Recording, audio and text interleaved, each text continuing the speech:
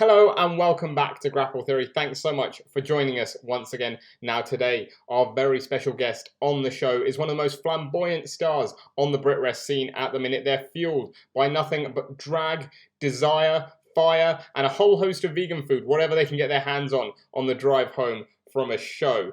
But we're going to be talking about all of that, plus how this wrestler could have had a career as an archer and why they're never going kayaking again. It is time to introduce our guest on today's show. It is the Queen of Queens, Visage. Thank you for joining us, Josh, who plays Visage. How are you doing? How's everything going?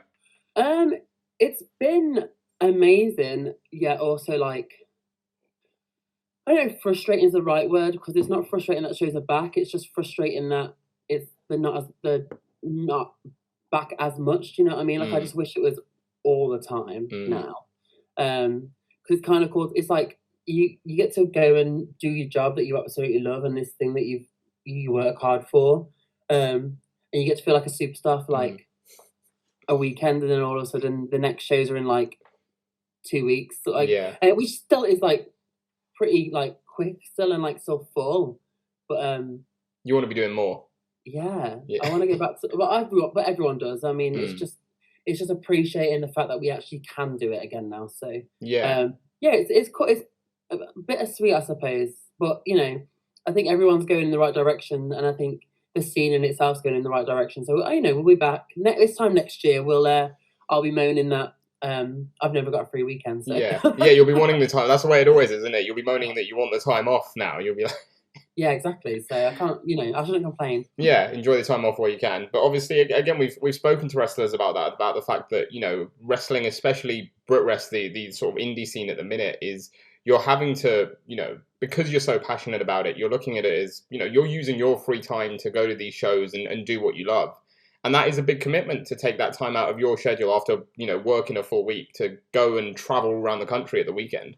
Yeah, it is knackering. It's exhausting. I mean, with wrestling and training and like making sure you go to the gym and working a shoot job, like a real job, it does add up. I think, like, I was joking to my friends the other day, like my next day off is like, I think the 29th of November, like actual real day off. You know what I mean? Like, so, but it's, you can't complain. You've got to work to like earn money and to and pay for like training and the expenses of going to places, and especially if you're not on the show, like on a show, and you want to go and watch, like, that's travel that that doesn't get paid for, but it's kind of worth it because you're getting your name out there, you're learning, you get to watch wrestling, you get into like just to be in the environment again. So it's knackering, but like,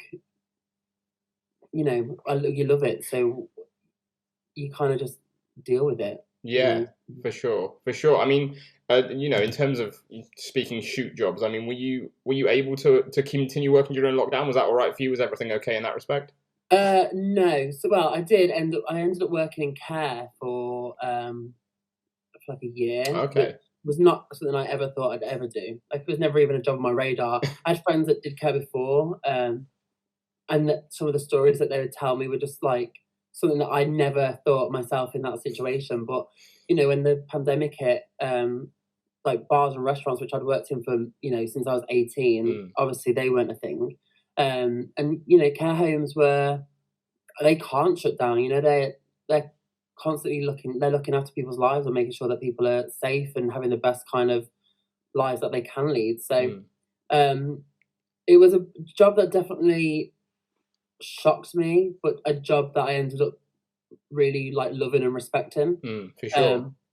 Just because it's people that work those jobs, like, honestly, mad respect to them, because it's such a hard job and there's no like real funding for it or support for like care workers. So, and it's a hard job, like 14 hours of making sure that someone else is living to their best possible life. Like, that's so hard, not just like physically, because like the care home I worked in was all different. Like, we had dementia patients, we had brain injury, we had Parkinson's, Huntington's disease as well. Like, it was such a wide range that no day was the same, which, you know, is amazing. Like it wasn't repetitive, but some days you would just be like physically exhausted, and other days you'd be like mentally exhausted just from having to like not entertain. That's not the right word, but like I used to one-to-one a guy that had a brain injury, so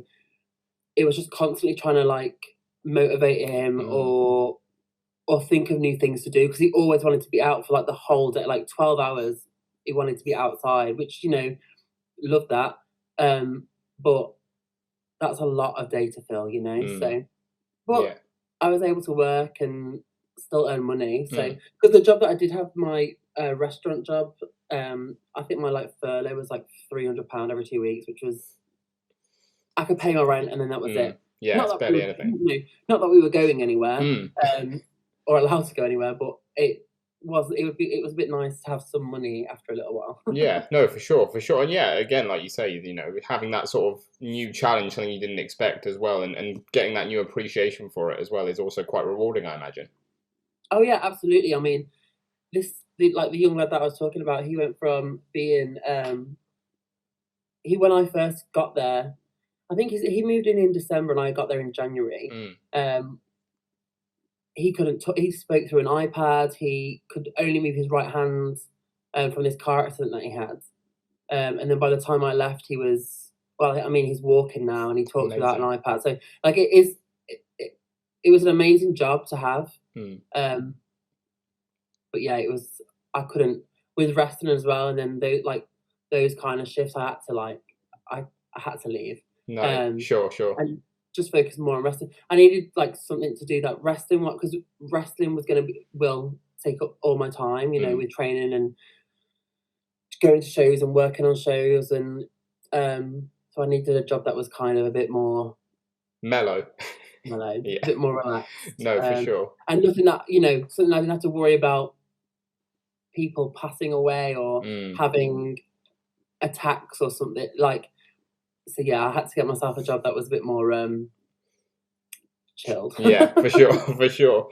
And let's talk about wrestling. Do you remember what your first show back was post lockdown? Oh, my first proper show back, like my independent, because I did like a training show locally, just to kind of get the ring rust off. Sure. I think my first show back, actually, my first independent was North. Right. And I like fully almost cried on the entrance. Like when I walked out and there was like this like force just hit me of like cheers, which was amazing. Like because, you know, I'd wrestled at North twice before the pandemic, so I wasn't really expecting like that kind of like a reaction that big. But North is like my favorite place to wrestle ever. I've been like the last two shows from, you know, back. But yeah, that was my first show back, and I just remember standing on their little runway and just being like, "Oh my god, I'm gonna cry." Yeah, that after a year or a year and a half without, you know, having those cheers hit you in the face as you walk out, you know, to go into it again, I imagine is quite a moment. It was, and it literally did feel like, you know, people you hear people say it from like musicians when they're at concerts and stuff, and it just feels like a wave. Like, and I've had that stuff before. I've had it before. But like you said, when it's been like a year and a half off, just that it like hit me, and I was like, oh, because it's all everyone's facing you as well. Like at the North show, it's like they've got like 2 rows this side, but then everyone's like facing you this way. So it was just like this force that came. No, I can imagine. I looked at Tom Campbell and I was like, I'm gonna cry. I can imagine, and you mentioned North there. I mean, fantastic promotion. They're doing great work, and they've really come out of lockdown strong as well. Had some fantastic shows, which again you've been on, and yeah, they really seem to be thriving. You know, both now and before lockdown as well. Yeah, North, incredible. It was a show that I used to watch beforehand, like on their demand service, because you know I love Newcastle, but doing that 3.5-hour journey was not the one when you're not on the show. So I used to watch it on the demand service, and it was just, there's just something fun about North. Like the audience are such a massive part of that show as well. Like they really are like a member of the team. Like they make that show so much fun, and like North is like, it's really, really good wrestling. but then there's also bits where it's like really ridiculously stupid, but they blend so beautifully. It's kind of like Resurgence. Like Resurgence have that vibe as well. I'd just say like the audience at North are like an audience that I've never worked in front of those like that kind of audience before, where they are just so integral to the actual show. Like I think like yeah, it was insane. It's great. But yeah, so when I got the chance to work for North, those 2 times before the pandemic, they were incredible. And then once when they were coming back this year, they messaged me, the promoter did, and he gave me the first show, and he's like, "What do you want to do?" And again, I never really get that very often at shows. I always just get told what you're doing, which is fine. But I've never had a promoter just be like, "What do you want? What do you want to do? You can do whatever you want. Throw some ideas at me, and which is exciting." And I was like, I've been doing the thing. I used to do the thing when I was first training. I used to like a lip sync battle, and I mentioned that, and he was like, "That sounds sick." He's like, "Okay, how do you want it to work?" And I was like, "Oh, okay, cool." Like, so I wrote down this whole plan, and within like 2 minutes, he was like, "Yeah, okay, we'll run with it." And then he did. In that first show back, it was like a 40-minute segment of like lip sync and a match, and it was just nice to have that kind of trust and faith in me and in the product, I suppose. And I think that's what makes people really like North is one of those places that I'll work forever if I can. You know what I mean? Like they're so good, and they look after their. I mean, everyone does, especially now after speaking out movement and the pandemic and everything. But like North have always seemed to be that company that put you guys first. They will always put the talent first, and they just want you to have like the best time, because if you're having a good time, the show's going to be better. Yeah, for sure. There are a few things that I wanted to pick up on there, a few things that I had listed to ask you, but you mentioned briefly like speaking out and companies coming back and responding to all that, because obviously it was horrible to see what happened last year, and it's something that seemed to be brewing for a while, and lockdown just seemed like that time where it all flooded out. And obviously it was heartbreaking to see everything, but with shows coming back now, how important is that shows like you mentioned with North that make you feel at home, make you feel comfortable, and make sure that everyone is actually looked after when they're booked? Yeah, it's the most important thing, I think like, and you can definitely tell there's a difference. I mean, I can anyway with the shows that I work. I can't say that for every single show across the UK that's running. I mean, I hope that every show that's running across the UK makes people feel the way I've been treated coming back. But there was sometimes before the pandemic, you just go to shows and sometimes it just wasn't fun to be around. Not because there was anything like being done that was wrong. It was just that like there was just this vibe, because there would be like groups of friends that basically like ran the whole like area, and it would be the same people on the same shows and the same show. Basically, you could literally go a Friday night in one city and the next night on the Saturday in a different city, but it's the same people doing the same. Like it was literally the same show, not the same matches, because these people were incredibly talented, and they, but it was just kind of like, and that was hard to get in then. And sometimes it didn't feel like they would want you in, because someone might not like you, and then all of a sudden they all don't like you.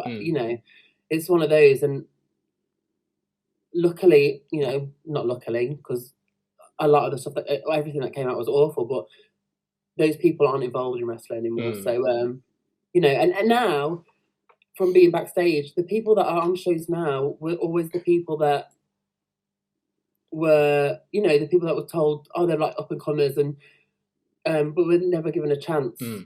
Or when they were given a chance, it was like a 25-person scramble match in 8 minutes where you get like 30 seconds to show something. Like, how is that? Scrambles are great. I think they are great, but you can't give someone a debut in a scramble and be like, right, impress me in the 30 seconds that you get, which was kind of how it ended up being, because a lot of the people that were spoken out about were taking those bigger spots, and were very like, I can't think of the word, would keep onto those spots very, very tightly. Yeah, no, for sure. I was going to say, was that something that, obviously not speaking out, but COVID wise, when COVID hit, a lot of the big talent sort of got, I guess, signed up. NXT UK, some went abroad, some went back home, and what have you. So in that sense, was the pandemic sort of more specifically almost a blessing to BritWres, because it's giving now these up and coming talents who, again, like you say, were given short matches or scrambles before, that chance to shine and improve themselves, which they are.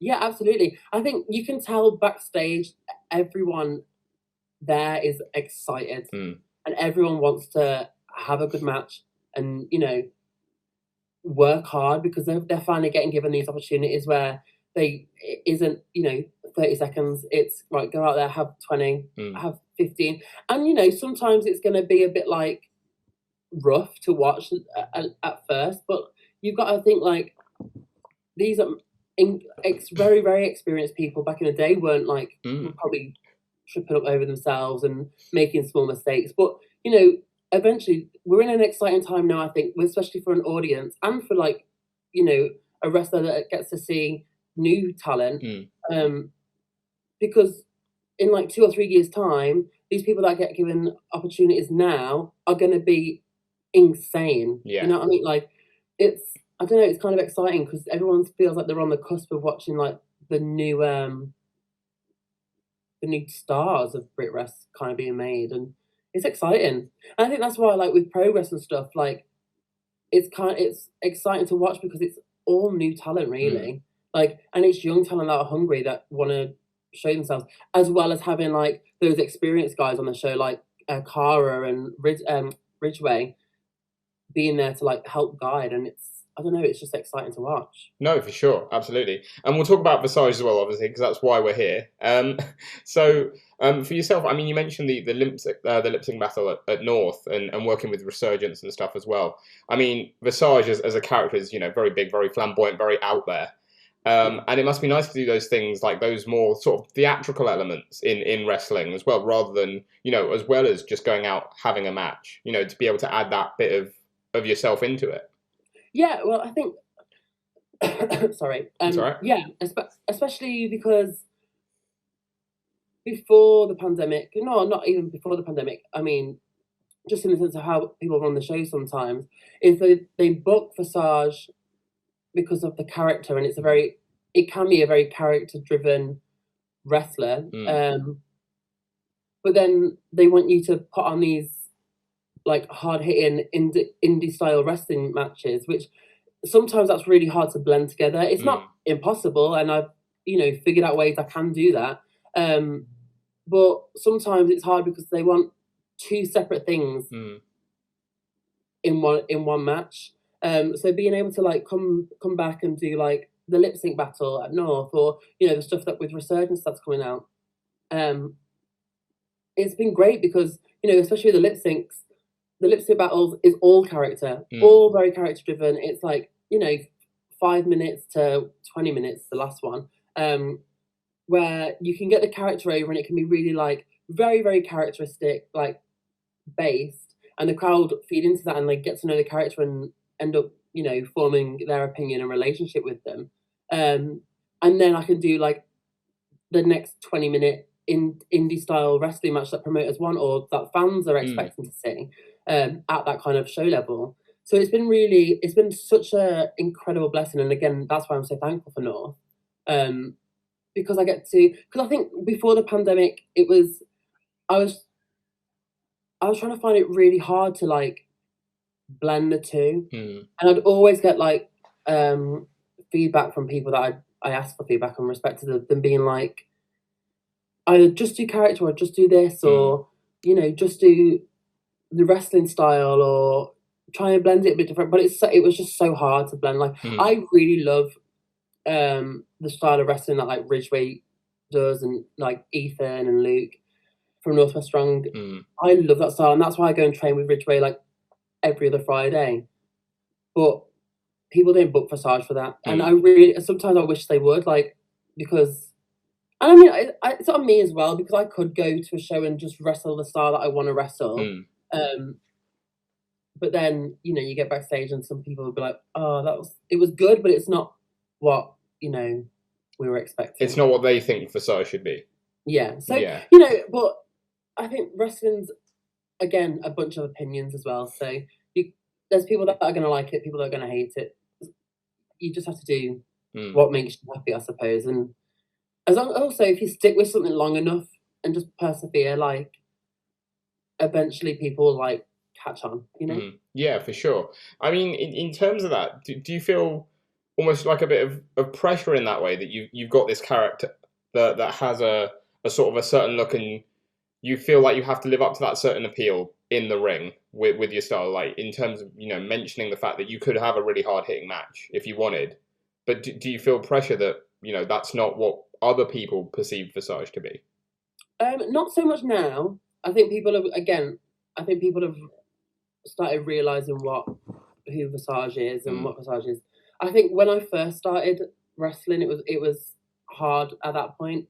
Not just wrestling, I mean, but the actual Visage character, the, you know, drag character, that was hard, especially as well because one, being queer as well, in a very, well, at the time, or, you know, the way you perceive wrestling, a very like masculine and straight environment. It's kind of hard. It'd make me want to, like, one, work harder, but also hit a little harder and make everything look a bit like meatier and stuff. But because, you know, I was trying to prove myself and prove that, like, because I always knew that there'd be like people in the crowd that were like, oh my god, what is this? Like, what am I watching? So I'd always have to try and make them be like, oh, fuck, that was sick or whatever. But then, you know, if you hit people too hard, sometimes it's not a good thing. And, you know, I've worked hard on working lighter and being, you know, just a pleasure to work with. But yeah, I think the first couple of years was hard. But now I think I'm in a groove of it. I think people know the Visage character enough now. And for those that don't, like, once you see a Visage match, you do. Yeah. You know what I mean? Absolutely. Oh, absolutely. Yeah. Once you go like properly, then you're like, yeah, okay, I get it. But I mean, it's from when you started to now, obviously, you know, taking out the whole pandemic when no shows were happening.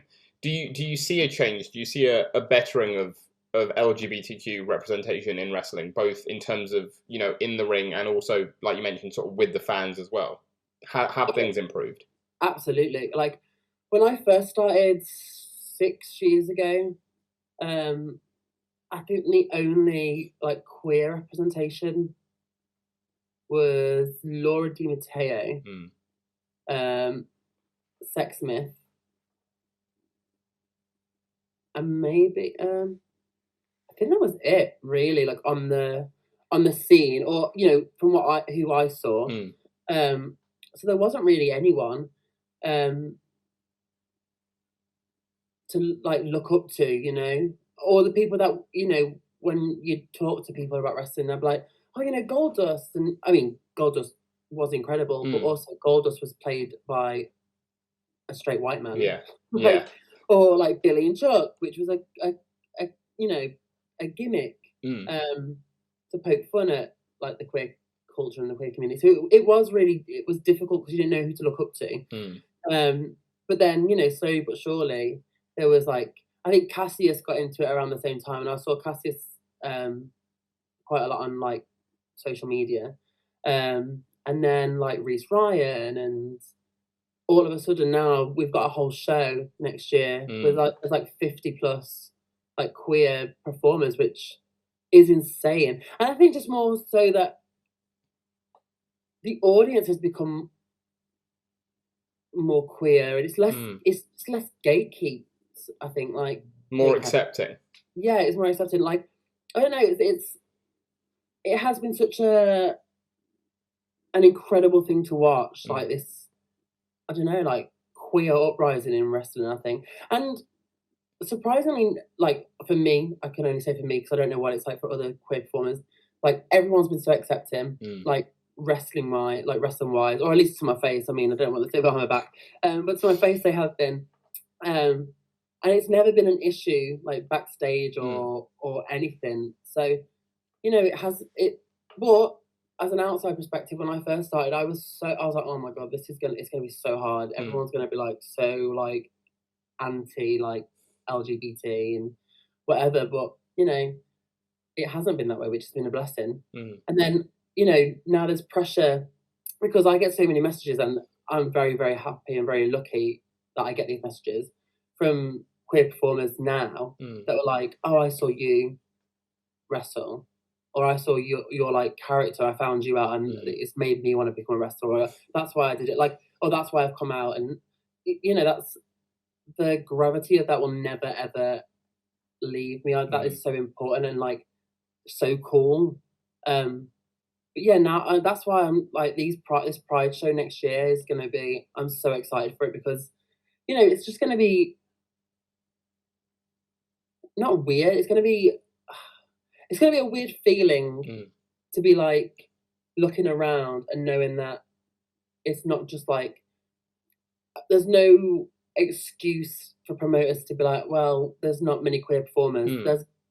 We've got a whole show. No, I was going to say that's the thing, isn't it? Because you look at it and you look at that poster, and it's the fact that, you know, if you look at it from like an outside perspective, you're looking at it as like, you know, it's not just a gimmick sort of thing. You know what I mean? You look at it and it's a stacked poster. Like everyone there is absolutely fantastic, and it's not like we're just putting on a gimmick show that's like Pride and everyone's LGBTQ. Like it's just a great show. Yeah, exactly, and that's kind of what that's another thing where, like, with promoters, I mean, again, it's never happened to me, but I've heard stories where promoters are always like, some people, I don't think they run shows anymore, but they'll be like, well, we've already got a gay gimmick. I'm like, well, if you look at that poster and also look at the talent that will be announced on the show, none of us look the same. Yeah. There's no like one like LGBT gimmick. It's like no, but you know, I think it's that old school mentality of, you know, of Goldust, of Billy and Chuck, of Rico, where they were. I mean, they didn't look the same, but it was very much that kind of like same characteristic of a gay wrestler, probably usually a heel because it's easy to boo. You know what I mean? Like, and now you look at that poster where there's me and Cassius and Reese and Laura Di Matteo and Priscilla. Like, everyone looks so different. Everyone brings something different to a show, and that's just, I don't know, it's exciting. I almost feel like I do this, I say this quite a lot in other interviews, like the comparison wise of it really is, I always compare it kind of to like Eve. I feel it's very similar, like of a show where it's just, you know, at a time when again, promoters would book one woman's match, because then they've got a woman. Yeah. What, two? It's like, well, not every woman wrestler looks the same and works the same. And then Eve came about and proved that an all-female show is sick. And now I feel like this is kind of like the next, I don't know, this is the next step of, hopefully this Pride show goes well. And there's like shows all the time for Pride then. Yeah, absolutely. But yeah, I do feel like it's going to be kind of like an Eve vibe. And I feel like the same audience are going to be at both. So yeah, and I'm sure it'll be great. It's a shame we have to wait so long for it at the minute, isn't it? It's so far off. Well, it's closer than it was. You know what I mean? Like, it was, I think I first got in touch, got in contact, it was like 2019. You know, we waited a long time. Yeah. So a couple more months doesn't feel too bad. Yeah. for sure. And with yourself, personally, like, you know, the Visage character, did you have a drag background before you got into wrestling? I didn't. I mean, I used to go to drag shows when I was at uni. So I went to university in Liverpool, and there's quite a big like queer scene up there, and there's drag queens on every night. And I used to go to Superstar Boudoir and watch the Vivian perform all the time. Back in like 2012, 2015 when I was at uni. So yeah, I used to watch the Vivian the Vivian perform all the time. And then like Shania Payne, which is a great name. Yeah, wonderful name that. And then I just loved it. And then when I moved to Nottingham, there was there's drag shows, but the queer scene here isn't massive. but they do have like the Drag Race girls come through. And I used to go to some of those shows, and then obviously Drag Race on TV.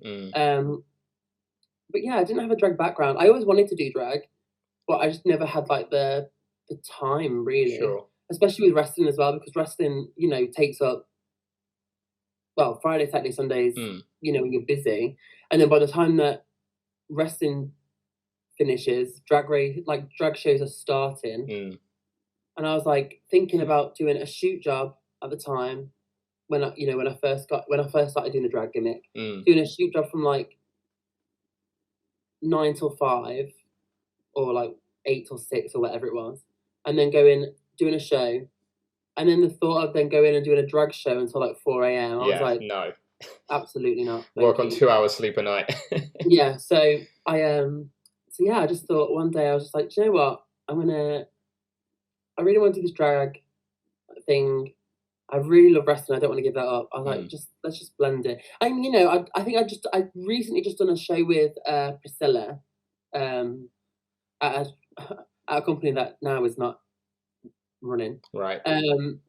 So I did a show with Priscilla and we teamed, and I was just like, you know, the next show I had after that, I was like, I could do that. I could easily do that. And I was like, right, okay. Went to Superdrug, brought some awful makeup that I don't think was anywhere near my colour. Didn't know what I was doing, didn't have a clue. I'd watched a few makeup tutorials online, and just gave it a go. And luckily, there's no pictures. But it kind of gave me the, like, okay, I've done it once now. Let's develop it and get better at it. And I think, safe to say, I'm pretty damn good at it now. Yeah, absolutely, for sure. No, you definitely are. And you talk about a lot on social media and stuff about drag and wrestling being quite closely related in terms of an art form. I mean, how early on did you sort of catch on to that these two sort of, I guess these two real forms of theatre were really quite close in what they are and what they represent? Well, yeah, I mean, I kind of always thought it anyway, like, just on a business side of it as well. You spend way too much money doing it to make very little back. You create a character, you throw yourself around, and you do it all for the cheers and the admiration of other people. So I was like, this is really similar. And then when I actually started doing, combining them both, I was like, no, honestly, the comparisons are incredibly similar. But also it brings, like, both bring joy to people. Both are an art form that have, like, helped people through things. Not people that do wrestling or drag, like, I'm sure it does, but like audience members, there's people that will be like, oh, I watched Drag Race and it made it okay for me to, come out, or it's maybe more accepting of people. Like, that's such a powerful thing. And the same with wrestling. I think wrestling has helped a lot of people as well. But yeah, I say it all the time, wrestling is drag and drag is wrestling. And it wasn't until I actually started doing it I was like, actually, no, that is very, very true. But was it also, I imagine there were some other bits as well, like on the opposite end, that you were like, oh, this is quite different, like actually getting into the ring and training, being like, oh, no, okay, this part's definitely not the same. Yeah, I mean, I suppose, wrestling's more teamwork, but drag isn't so much. So, and then what else is different? There are some different, like, yeah, I don't think, well, I can't say that because I'm not, I don't do drag shows 8 days a week. But I was going to say maybe wrestling's a bit more physical. However, I think they're both pretty physical, aren't they, really? Both, yeah. Yeah, they are very, very, they're both in different ways, I suppose. But yeah, I think actually the more I talk about it, wrestling and drag, they're the exact same thing. And that sort of leads us back to what we were saying before about, places like Resurgence who really focus on that sort of theatrical style of wrestling, who make everything, a show. It's not just a card where you have your 6, your 8 matches and they get done, and that's it. Because the matches themselves are theatrical as well. Just a plain match, a straight match is it's theatre as well. But to have those extra theatrical elements in there, those different forms of art encapsulating it, it seems like wrestling is now, again, almost like I think Resurgence said it to us, like it's sort of honing back to those days of like the carnival, the circus as well again. Yeah, honestly, wrestling Resurgence. I remember the first couple of shows for them. I don't think the workers on the shows really knew what they were signing up for. Do you know what I mean? Because I remember the first couple of ones, a few people were like, there's like a script of how the show works, and there's like, that sounds really basic. Not a script, but like there's like call times and like rehearsal things for different things. Like it was run like a theatre show. And it was just funny to watch sometimes. It was like someone with a theatre background. There was a few of us that had done theatre before, and at university, and we were like, this just takes us back to actually doing shows in theatre. And then those people that you can tell have never done anything in theatre that are like, what the fuck's a call sheet? Like, why are we doing this? Why are we doing that? Like, why is it all character based? Why are we doing it? Like, it was so funny to watch. But then, the more the shows happened and the relationship and the trust between people built, I think that's when the shows just started to really build. And I think that's when wrestlers were like, this is sick. This is like the most fun to do. And also it just kind of gives like you as a wrestler just some like time to be silly. I mean, you can be the most serious wrestler in the world, and that's incredible and work. But sometimes even they can be, when you do a Resurgence show, you can just let go a little bit and just be like, it doesn't like Resurgence feels like its own like reality. Like if there's like one universe, they're in a completely different one. So yes, you could be like, for example, Spike Trevay or Cara Noir or whatever, but you're a different spin on it, like an alternate, like a parallel universe sort of thing. Yeah, because it's just supposed to be like fun and different, and I think the more people lean into it and the more people like just go for it, that's when it's the best versions of the show. Yeah, for sure. That's the thing. It's all these different things, isn't it? Like you can have a 5-star, strong style wrestling match, but you can also have a 5-star match that's gimmicky and fun and theatrical and just where people have a laugh. It's different and it's not just. I think that's the thing where it's like gimmicky, but like with Resurgence, it's like gimmicks that you've never heard of before. Like, I mean, we did like an art core match, so like a hardcore match with just art supplies, which was so funny. And I remember when I think that was their first show or their second show, like the first show that I did. I mean, sorry, not their first show. But I remember a few of us were like, "What is an art core match? Like that sounds so weird. Like I don't get it." And then when you do it and you just get there and you trust it, that was one of the most funniest matches I've ever done. I was like, that is so funny and so stupid. And like, the show that's next month, the Once Upon a Time in Hollywood, like every match is themed around a movie. Like, again, stupid, but in the best possible way.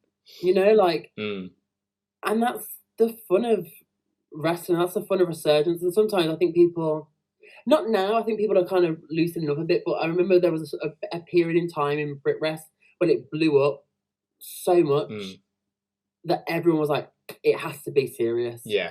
It has to be hard hitting, serious, no gimmicky shit. Like, when actually that's what made Resurgence stand out. Is that they went, no, we're going to do theatre.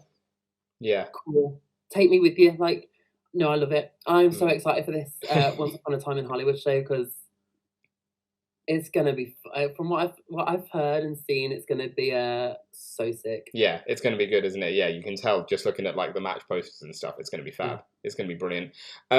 So again, back to yourself. I want to take you back to before you started wrestling, because there are a couple of things that I read that, correct me if I'm wrong, but that seemed very interesting, that really stood out to me. So you got a background in dance as well. Yeah. And so how long have you been doing that? And did that help you getting into wrestling in terms of, what it offers you in terms of, I imagine, like flexibility and stamina and things like that? Yeah, so I did theatre and dance since I was like 3, 4. Wow. Like a baby. And then focused on that through like school, high school, did every club that I could imagine doing. And then went to college to do theatre and again dance. And then, you know, it gets to that point where you've got to start applying for universities and thinking what you actually want to do with your life at 16, because, you know, that's when everyone knows what they're going to do with their life. Everyone just has that exact thing. Oh, yeah. You know, everyone knows they're going to be a rocket scientist at 16. But yeah, it came to a time when you had to pick your university.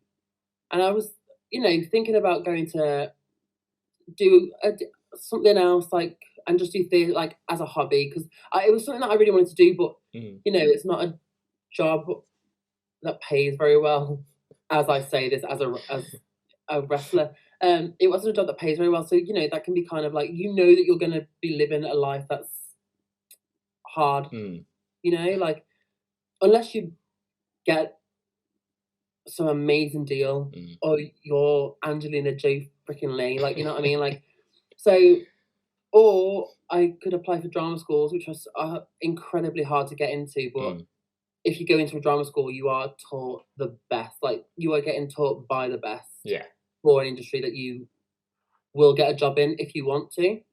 So I applied to, like, a bit of both. Like, I applied to, like, universities to do, like, English, and then I applied for university, like, for drama schools as well.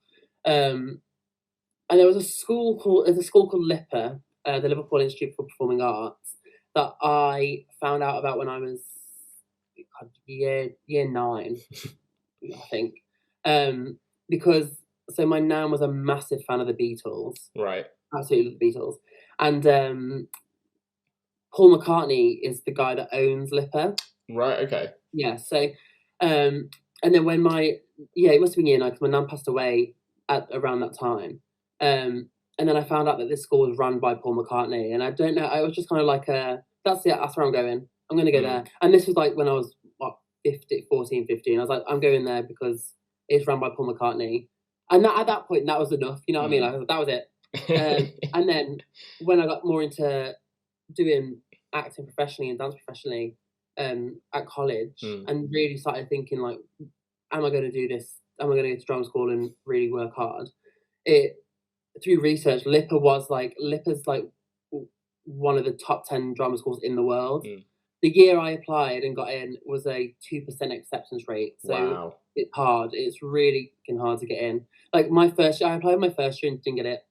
And then went back the next year and got in, which was the best thing actually to do, because like just that year of experience of actually going out and working and really helped me develop. But yeah, I went to drama school, loved it. It was great. That's what I thought I was going to do. I was going to go and move down to London and act and dance and all that jazz. Not sing, because that is not a treat for anyone's ears. But yeah, so that's what I was going to do. But I moved home to save up, because my partner had a year left at uni. Right. Well, so I was like, right, I'm going to move back for a year, save up money, we'll move to London, and then I'll work professionally within the industry. And that year was 2015. And in December 2015 was my first training session in wrestling.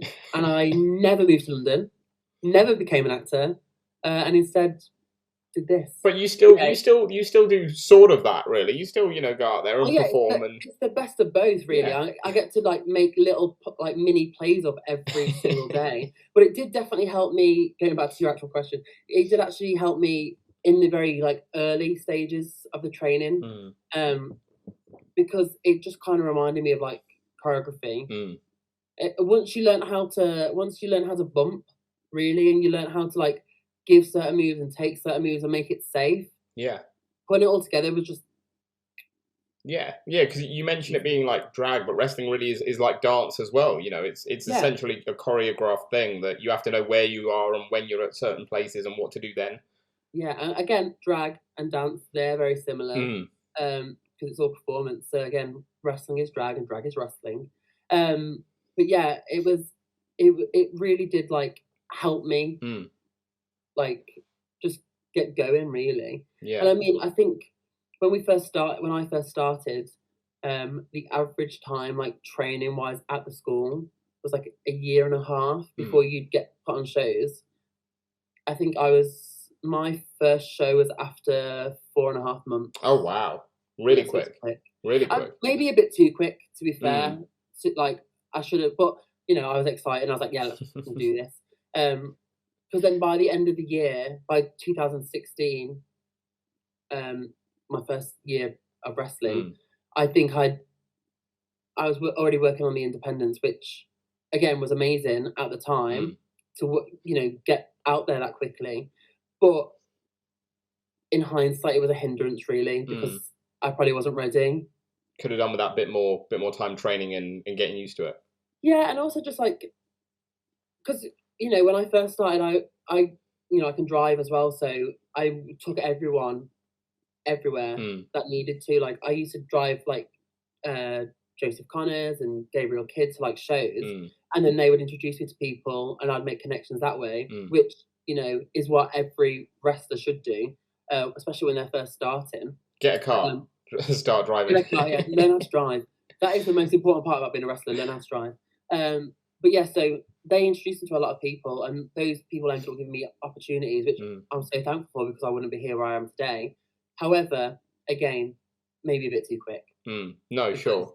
I was like, I don't know, not making silly mistakes, but just like, I just wasn't ready. I just wish I'd like lived in my training a bit longer. Yeah. But I mean, it is what it is. And no, but look where you are now. So it's all worked out, really. Like, yeah, it has. It just, I think sometimes when you're thrown into it so quickly, and then you get told that you're, the smaller shows that I was doing at the time, they weren't massive shows. These smaller shows run by people that maybe shouldn't be running shows, or aren't running shows now. And the only real feedback they would give you is like, oh, that was incredible, phenomenal, all that stuff, just to like blow smoke. Yeah. You start to believe it, especially when you're new to the business. But when you do get given an opportunity on a bigger show, you start genuinely believing like, oh, I'm fucking great. And then you don't get that same feedback from people that are really like other people that you look up to. Yeah. Other people that you like want to impress. And brings you back down to earth sort of with a thud. Yeah, really fast. Or you see people that have been doing it longer than you, but you're not in that mentality because you're kind of on the same level. Do you know what I mean? Like at that time, and then they get given an opportunity, and you think, well, I should be given that opportunity. But realistically, no, you shouldn't, because I wasn't doing it long enough. Like, and it's this kind of stuff now. As I'm older and I can look back at it, that I can like talk about it and retrospectively see it. But it's been I wouldn't change the journey, really. I've learned lessons, and I would never make those mistakes again. Yeah, no, for sure. Everything, even if they're not necessarily mistakes, every little like bump is something you learn from, isn't it? And take from that, and that's what makes you who you are. I think the most important lesson that I would tell anyone that gets into wrestling as well is like, no journey in wrestling is the same at all, and like periods and length of when you get given opportunities, and when you're what's the word I'm trying to think of, or like when you get, I don't know, when you make it, and that's such a weird word because I don't think I feel like now after 6 years is really when I'm starting picking up steam. Like, I've been given little opportunities here and there, but they've kind of always like dwindled, or companies have closed down. And then it's kind of back to the start. And now I think after 6 years, it's kind of like, okay, this is where it feels exciting. It feels like people are like looking at me now and expecting something. Whereas then, Kanji has been doing it 3 years, and she, former Progress Women's Champion, had a WWE tryout. And I think that could be so easy for someone could get jealous of her. And it's like, well, it doesn't. She works really hard.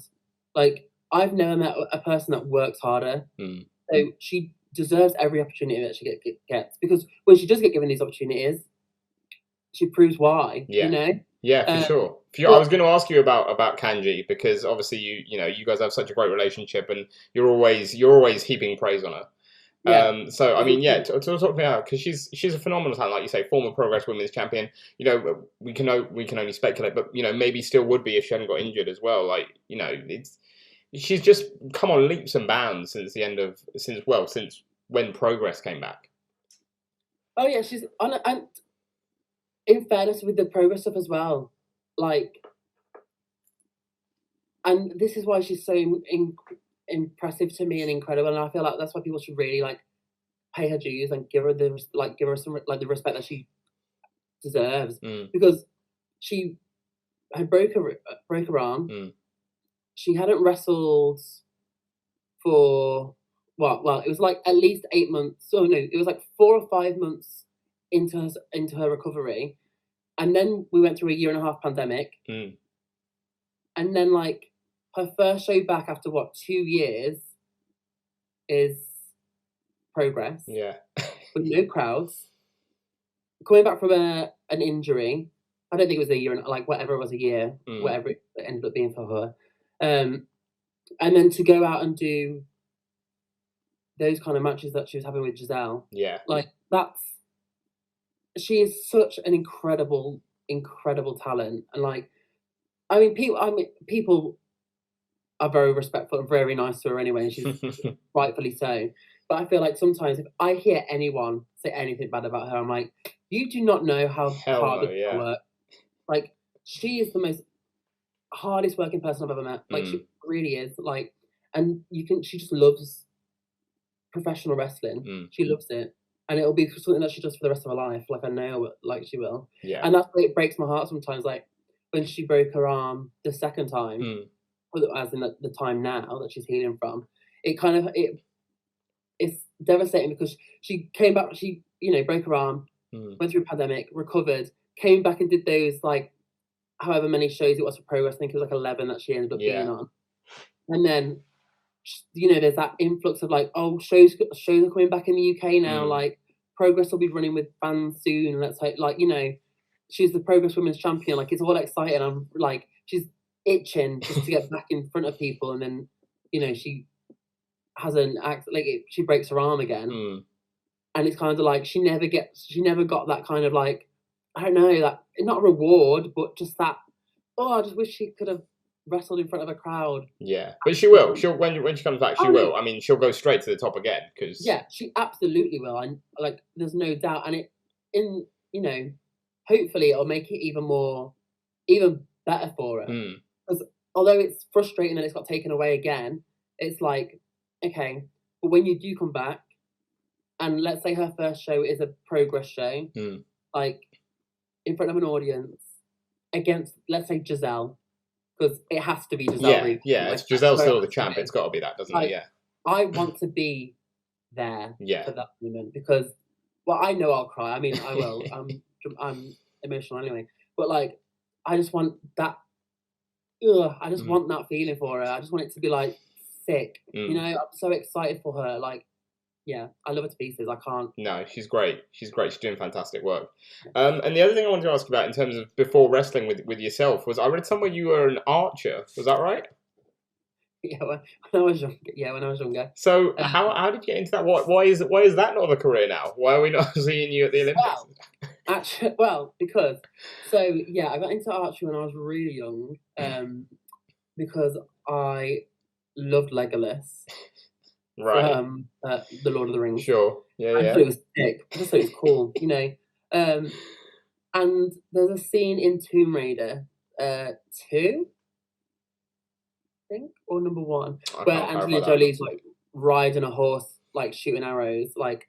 Right. I basically want to be Angelina Jolie and Orlando Bloom. Sure. And then I mentioned it, and my mum and dad found an archery school where I lived. I did that for maybe like, it wasn't long really. It was like a year and a half. Okay. And the reason I'm not doing it, and I'm still bitter about it, is so my nan's house. She used to live in a bungalow. Right. And you could, like, the back door and the front door, like, you could run around it in circles. And me and my brother were playing tag one day. But my nan used to have these really heavy old doors that would like, they were thick, like Right. thick. Yeah.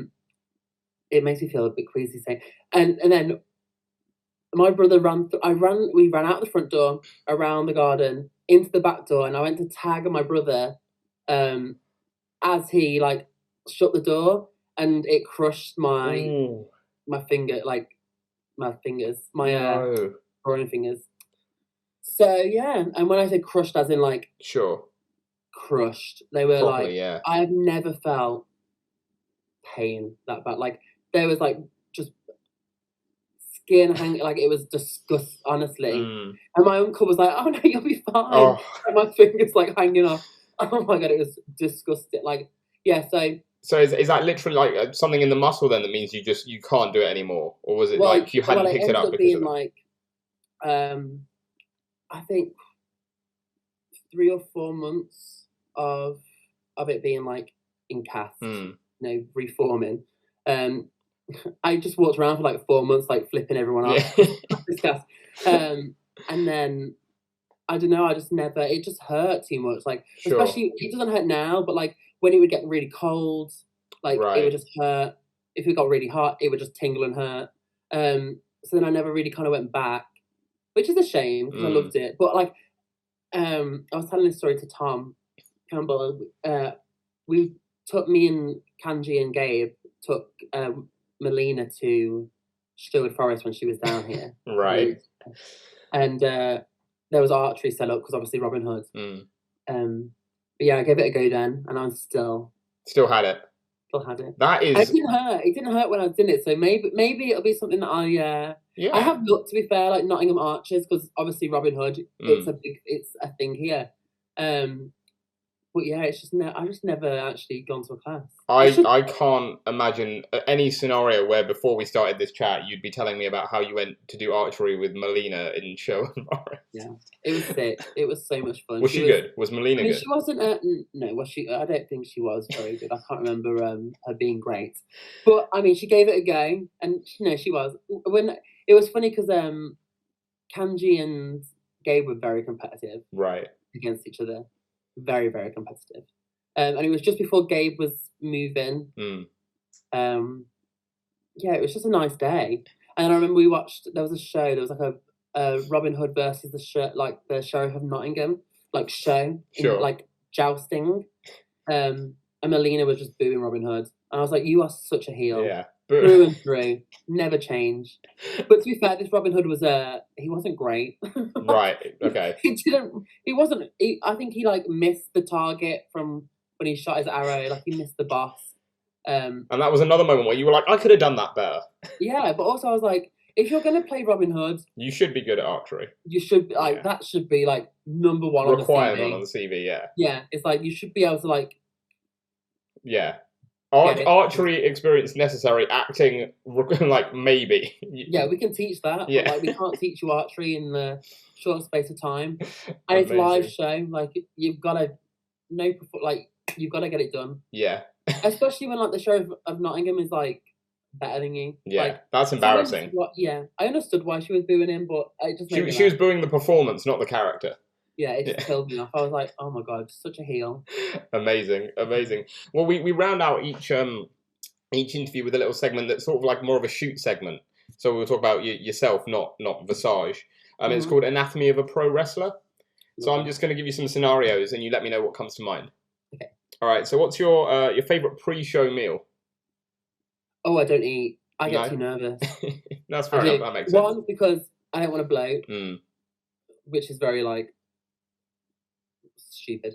But yeah, I don't. I just drink water and just hope for the best. Which probably isn't healthy or sensible. But afterwards, that's the next one. The next one is your favourite post pinfall pig out. It depends where I am, and also if I've thought ahead to buy stuff. But normally, I do love like anything. Honestly, anything. I love mac and cheese. If I've made like a good like mac and cheese beforehand. Oh, top tier. Mm. But nowadays, I mean, when it was really hard when I first went vegan like 5 years ago, traveling, Mm. and there was no vegan food anywhere. Like it was so hard. Yeah, service Especially, stations and stuff. yeah, like service stations, nothing Mm. now. But nowadays, everywhere has a vegan option, so Yeah. I'm pretty happy. At one time, I think I used to just eat like McDonald's chips after a show because that's all I could have. Mm. Next one is the song that gets me the most hyped. Oh, okay. I think honestly, it's "Spice Up Your Life" by the Spice Girls. I've always put like Spice Girls top tier for me. Like absolutely biggest fan, and Mm. every time I hear that song, I'm there. Is that the next? Because well, that might be the answer for your next one then, because that's my favorite band. Well, band, singer, whatever it may be. Well, I feel like I have to say Spice Girls just Mm. because they were like such a big influence on me when I was growing up, and like they were like my first ever like I don't know, probably band that I enjoyed. Like listen, what it's been 25 years since they came out, so I'd have been Mm. like 4. So yeah, they would have been. They were like I remember them being like the first CD I ever brought. Sure. Got. But yeah, and then when I grew up, when I was as I've grown up, I love Paloma Faith. Like Mm. Paloma Faith is like the person that I've probably seen live the most. She's incredible. Mm.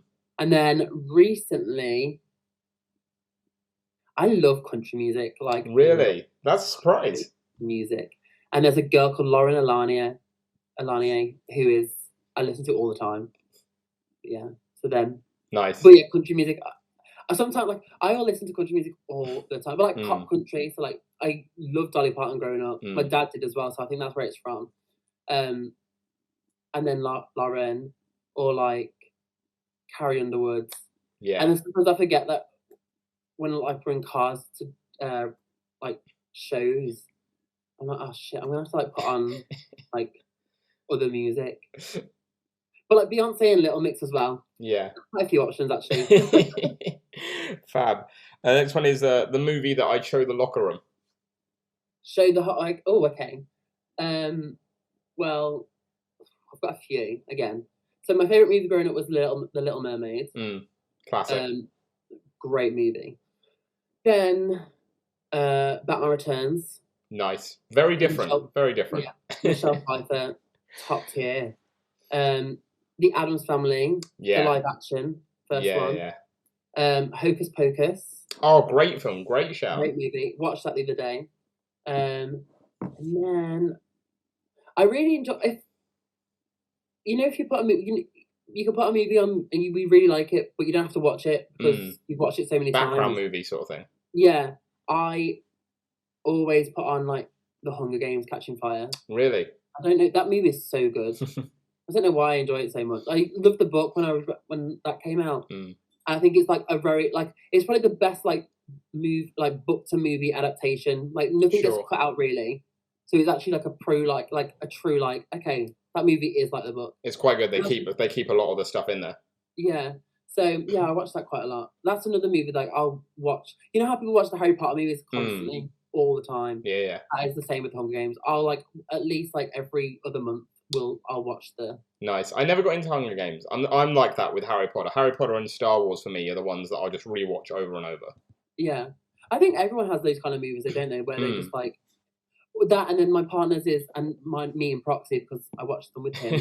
is the Pitch Perfect movies. They're just such easy movies to put on. You don't really have to watch them, but you know how it goes. Like you can just kind of like recall the whole movie in your head. yeah. Gotcha. The next one is my favorite way to relax. I'm trying to think what. Oh, do you know what? I just enjoy just watching TV with my partner. Like we just every night because we don't get to see each other very often. I mean, we see each other every day, but not really. for very long. Yeah, but not very long because we both work stupid hours. But we always try and make sure at least Monday to Thursday, that from like 7 till like 9:30 when he goes to bed, that we like sit down, have dinner, and watch something. And we're watching Good Girls at the moment on Netflix. Nice. Yeah. Good call. Yeah, good choice. Very good. But yeah, that's kind of just how I like how to chill and relax. Nice. Next one is my first job. Ooh, I had a paper round for like 3 days and I hated it, so I quit. But my first actual proper job, I worked in a restaurant. I was just like a waiter. Nice. What kind? They didn't really know what they were, and I think that's why they didn't last very long. Like, they wanted to be like a pub that would do football, like watch the football and rugby. Right. And they were trying to do like upscale restaurant. Like, it was very weird. Like, it was very weird. Like, you'd walk in, and there'd be like 3 sections. So there'd be like a little area where it would be like football and rugby, Right. and darts and all that crap. Then there's like there was a little section that had like a jukebox. So there'd be football on and rugby on, whilst also playing music where the bar was, and that would be like the little intro, like mingling section. And at the back there was a restaurant where they'd try and do like upscale food. Yeah, everyone wants fine dining when they go and watch football, don't they? Yeah, it was such a weird like, and you could hear it just all drifted through, like all the sound. It was it didn't know what it was. Oh yeah, actually I didn't think about it the other way around. Like, you go out for a meal and it's like this nice meal, and all of a sudden you hear this like roar from the front of the pub, like, on the football. It was very, very weird. And then they'd have like live music on as well on a Friday night when also football. It was trying to be too much. But I was like 16, so sure. Did you enjoy it though overall? Yeah, it was fun. It was like a fun first job. I mean, it was just cool to earn money. Yeah. First when job. I look back, it was probably like £3 something an hour, or whatever minimum wage was back then. But like when you're earning, when it's your first job, you're like, oh, nice, got my own money now. Yeah, I've got my own money. Screw that paper round. Should have stuck with that. I know, would have been way fitter. The next one is my greatest fear. I'm not a massive fan of heights. Or like, I can swim and I love swimming in a swimming pool. But not in the sea. The sea. No, thank people that like I went to Cornwall recently, like last month. Yeah, start of September, end of August. And just watching people like surfing in the ocean. I was like, there is no way. And it came from, so we had a few years ago, maybe like 4 or 5, me and my partner went down to, again, Cornwall for our anniversary. And for some reason, I saw a sign that was like kayaking. And I was like, oh, that'd be fun. Like, not thinking, because anytime I've seen kayaking before is when we go to Florida like every other year on holiday. And that kayaking there is in a river or a lake, and it's very calm, very still water. So, it's just, you paddle about. I mean, I still never would do it because there's alligators. I'm not insane. But that's what I thought, not thinking we're down south on the coast, so kayaking's going to be in the sea, in the freaking ocean. So yeah, on the day of our anniversary, my partner was like, "Oh, I've got you a surprise." And I was like, "Okay, sick." Like, work. We ended up driving basically to the ocean, and I was like, "Okay, cool. Don't know what we're doing." And he's like, "Oh, we're going kayaking," and I was like, "Okay, yeah, that sounds fun." Like, he was like, "Because you said that it sounded good," and I was like, "Yeah, no, okay, that's cool." And then it was awful. It was so awful. There is a photo. My best friend Shakira from uni. It's her favorite photo of me. It's just after the whole thing. I'll have to send it you so you can put it in so people can understand. Yeah, we'll have to crop it in. So you had to drag the kayak into the ocean, which at that point I was not having any of it already. It was freezing cold. It was like 7 a.m. And I was the worst. I was the worst at the training, like the little practice bit. We did the practice in a little I don't know what it's called, but you know where they put the boats in at night. Oh yeah, like a marina sort of thing. Yeah, like a marina. That's it. So we did the practice in there. And that was fine because it was kind of like calm water, but I was still the worst at it. I just couldn't get it. Like, I kept feeling like I was going to tip in. And then he goes, the instructor, there was only 4 or 5 of us. And the instructor was like, right, okay, cool. Right, we're ready to go.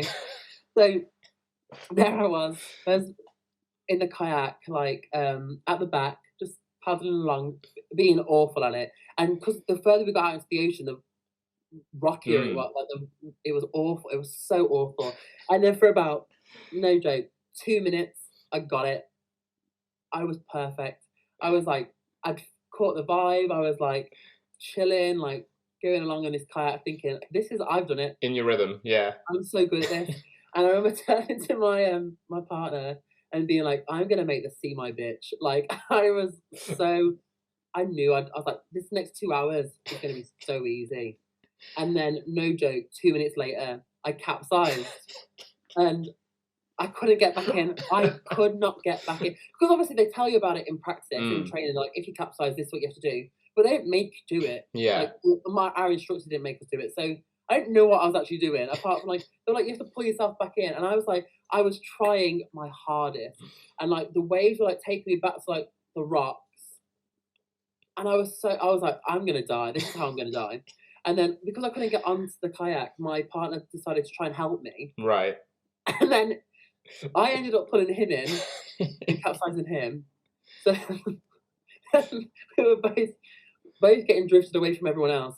So the instructor had to come and like get us both into our kayaks. But he got me in first, and then because my partner was in the ocean, I was panicking for him. And as he got him back into the kayak and they started going off, I capsized again. Amazing.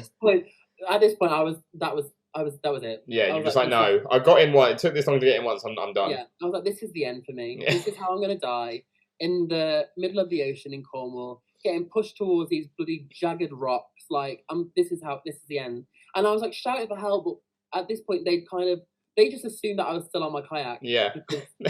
Everything else, and then my partner realized that I wasn't. So then the guy had to come back again to get me back into the kayak. And then he ends up tying rope around mine. Dragging you along. To drag me along. Amazing. And then it's this bloody woman, and I'll never forget her. Like, she was like, oh, that was dramatic, wasn't it? And I was like, yeah. Actually, yeah, a little bit, yeah, thanks. I was like, I almost died twice. And then I just remember, like, thinking, we still have to be out on the ocean for 2 hours. I'm soaking wet. My kayak's full of water. I'm freezing cold. And then the guy's like, oh, there's jellyfish now. And I was like, well, let's hope I don't kayak again. Yeah. Like, fall in again. And since that moment, you've never mentioned anything in passing that might look fun unless you're 100% sure you actually wanted to do it. Never. Nothing has ever come out of my mouth ever again that it's going to be fun. Ever again. Brilliant. But I remember the instructor was like, do you want to carry on or do you want to go back? And I was like, I want to go back. Yeah. I want to go back. I'm sorry that I'm quitting your like 2-hour class for 30 minutes, but I want to go back. Like, I'll pay for everyone else. Everyone else can have another class. Happy. Do what you want to do. I just do not want to go back out there. Dry land. Like, I need to be safe. But yeah, never again. Amazing. What an experience. Oh, I will send you the picture. Yeah, we'll have to put that. We'll have to crop that into the middle, like into the corner. Yeah, I was so done. I was so done with it. Amazing. Wrestling is the next thing. I almost forgot what we were really doing. Wrestling's the next question. Is like for a couple. It's your favorite wrestling match ever. Either one that you've had or one that you've seen. Okay. My favorite wrestling matches have been with Kanji, just because we just have the most fun. Like, we work together all the time, we train together all the time, so like it's just easy. But wrestling ones to watch, I don't know. It feels weird saying a WWE one because I feel like they're so obvious. Most people have though, because that's what you grew up with, isn't it? That's what you know, and like that's what you associate with.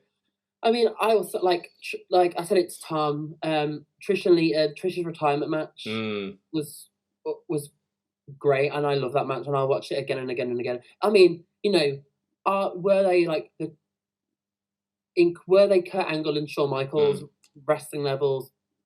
No, but they were in my heart the best. Yeah, you know, I mean, I love that. Like, Lita is literally like the person that I grew up like idolizing. Like, you know, she was so cool, and those two, like Trish and Lita, were the people that like got me into wrestling, and it was the story that I was always the most invested in. So like, yeah, then that match is probably my favorite match. Yeah, that was a great match. That was an it was. Yeah, they went all out. And then the next wrestling match is your dream wrestling match. Ooh. Do you know what I said? I would love to wrestle. There's a few people that I'd love to wrestle. Again, I'd work Kanji all the time. Hopefully on like a bigger platform one day would be amazing. Progress title? Yeah, let's do it. Come on, Progress. I'd love to wrestle Ridgeway.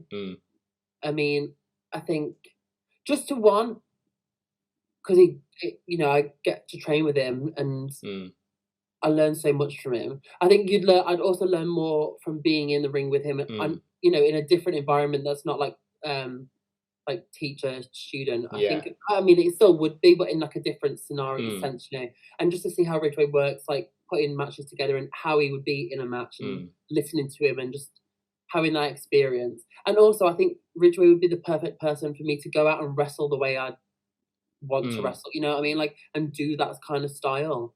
And because you could play up to it, I could do character stuff at the beginning and then be like, no, you know what, I have to match it, like not match you because I would never match Ridgeway, is incredible, but like I have to like step my game up in this way. So Ridgeway, I'd love to wrestle Cara again. We've had a few. This was like 3 or 4 years ago when I was like pretty fresh, and I feel like I've gotten way better now and more comfortable in the character. And then Effing as well. If there's ever a chance where I can go like be in America for one of his big gay brunches, or if he's over in the UK, like hopefully a company will bring him over to the UK because I think he'd do incredible here. I would love to wrestle Effing, and just to have that big like queer performer against queer performer, have a bad guy, have a good guy, and just build a story around it. You know what I mean? Like not about being queer, but like having that story. I've been like, we can have a cool fucking story as queer wrestlers, and it be a part of the story, but not like the main. I don't know. I would love to work. I think. Yeah, no, that would be great. That would be great.